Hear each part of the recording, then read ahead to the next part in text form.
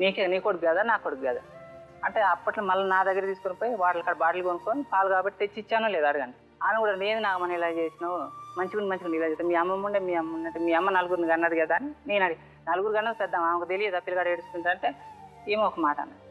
అన్నాక ఇక నువ్వు చాలా మారిపోయావు అనుకోని నేను మనసులో అనుకున్నాను ఇంటికి వెళ్ళిపోయి ఇట్లా అన్నది ఏంది అక్క అని నేను ఆమెను అనుకుంటే ఇంటికి వెళ్ళిపోయి డైరెక్ట్ మా ఊరు వచ్చిన మేడం. ఇంటికి పోయినాక ఉన్నది అక్కడ ఉండి మళ్ళీ 1 month మళ్ళీ ఇంటికి వచ్చినాక నాకు చికెన్ గున్నేసింది పడుకున్నా డ్యూటీ పోయి నైట్ 10ంటికి వస్తా పొద్దున 10ంటికి పోయి 10ంటికి వస్తా పడుకున్నాక ఈ అమ్మాయి ఏం సపోర్ట్ చేయట్లేదు ఇంకా అంటే వీళ్ళు మాట్లాడుతున్నారు అంత పెళ్లి కాకముందు అంత క్లోజ్గా ఎవరు లేరు.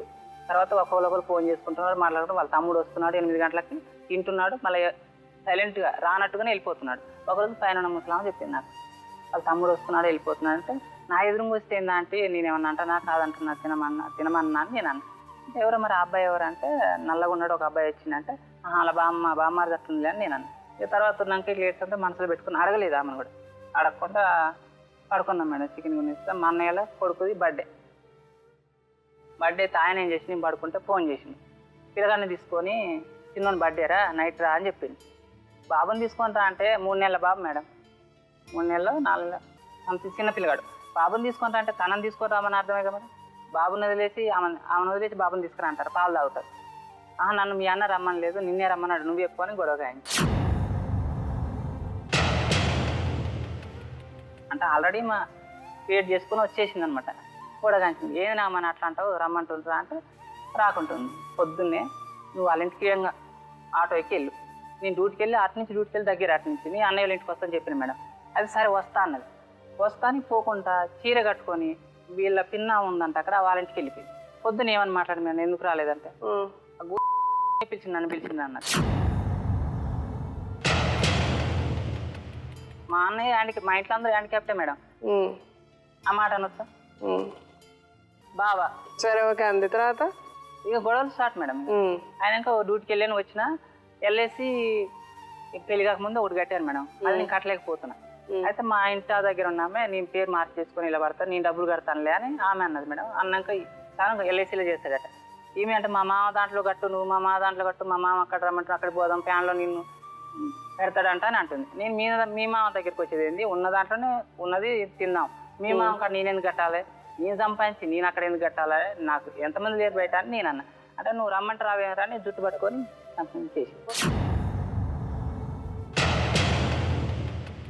అలా అయింది మేడం. వెళ్ళిపోయి మా అన్నయ్యకి ఫోన్ చేసింది మేడం. తన వాళ్ళ కైన్ బాక్స్ నుంచే ఫోన్ చేసి నీ మోడు గూనోడని నా మోడు ఉంచుకున్నావా రానియకుండా చేసినావు నా దగ్గర తనకు ఫోన్ చేసి అంత మేడం. ఫోన్ చేస్తే ఆయన నేను డ్యూటీకి వచ్చి నన్ను పిలిచాడు. పిలిచి తనని మీ ఆవిడ ఇలాగ అన్నది మా ఆవిడని ఇట్లానే గొడవలు అయితే వాళ్ళు పొద్దున్నే గొడవ పెట్టుకున్నారు. సరే మాట్లాడదాం పదా వీళ్ళ ఫంక్షన్ ఏదో జరుగుతుంది అక్కడ పోయేటప్పుడు పోగానే నేను ఆమెది నువ్వు ఆమెను ఎందుకు కనపోయినా రమ్మన్నాను కదా నేను అని జుట్టు పట్టుకున్నా మేడం.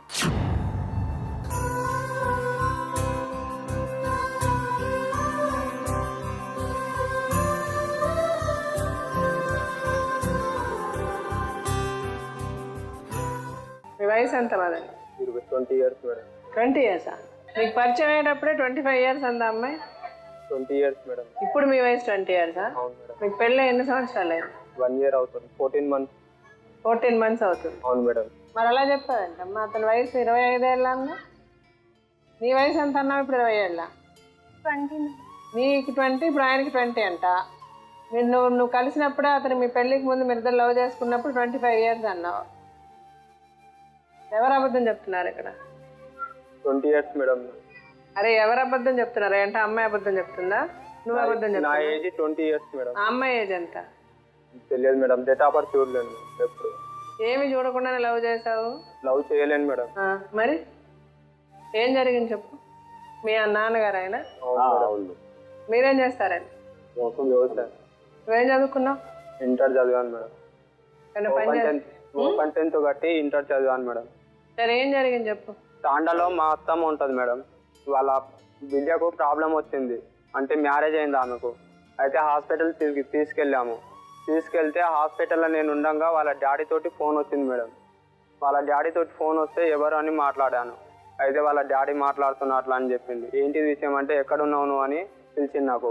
పిలిస్తే నేను ఇక్కడ సిటీలో ఉన్నా ఏంటిది పని అని చెప్పిన. అంటే అప్పటికే ఆయన మా కాకాయ వాళ్ళ పొలము కౌలకు చేస్తుంది మేడం. మా పొలం పక్కనే ఉంటుంది అన్నమాట. అయితే ఆ ఏరియా పట్టుకున్నాడు అన్నమాట.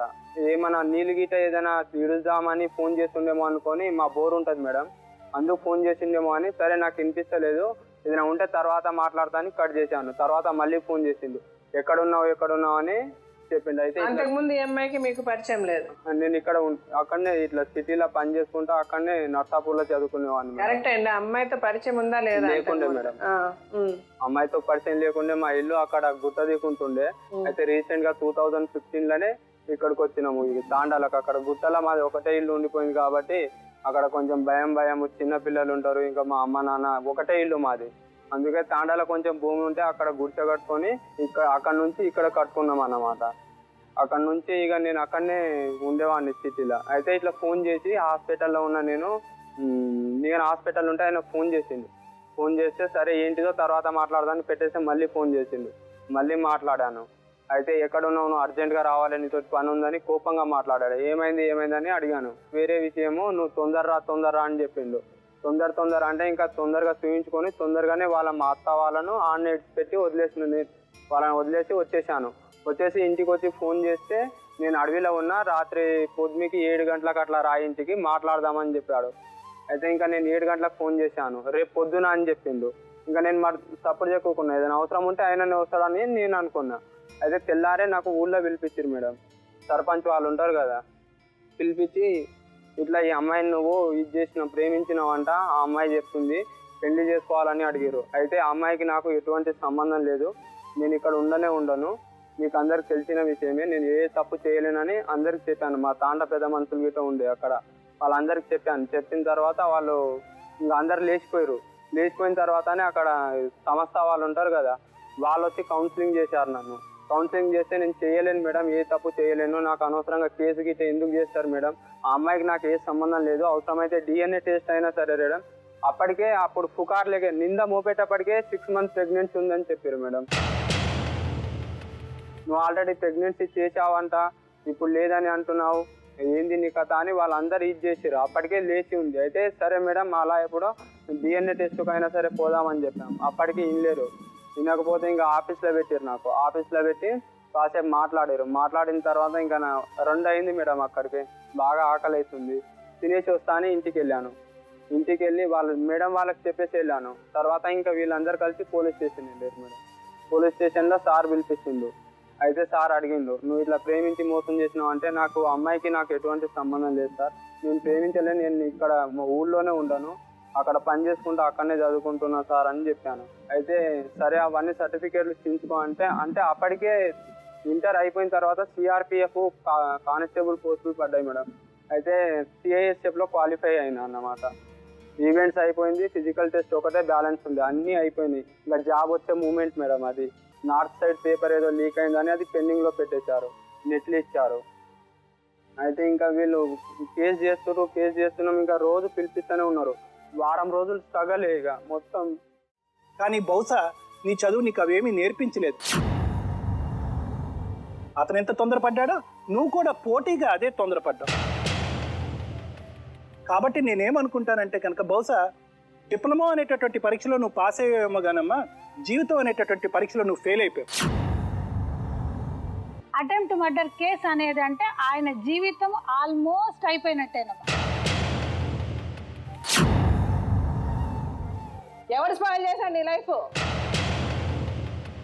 నా లైఫ్ కూడా స్పాయిల్ అయిపోయింది కదా మేడం అంటున్నావు. నీ లైఫ్ నువ్వు స్పాయిల్ చేసుకున్నావు.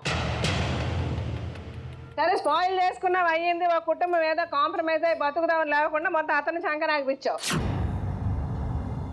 80% ఆఫ్ ద మగవాళ్ళకి సింపుల్గా ఆ మాట అనేయడం చాలా ఈజీ అయిపోయింది. ఎంతో కొంత మన సైడ్ ఏమీ లేకుండా అయితే జరగదు. ఆ అమ్మాయి ప్రేమ నువ్వు చులకనగా తీసుకుంటే నడవదు.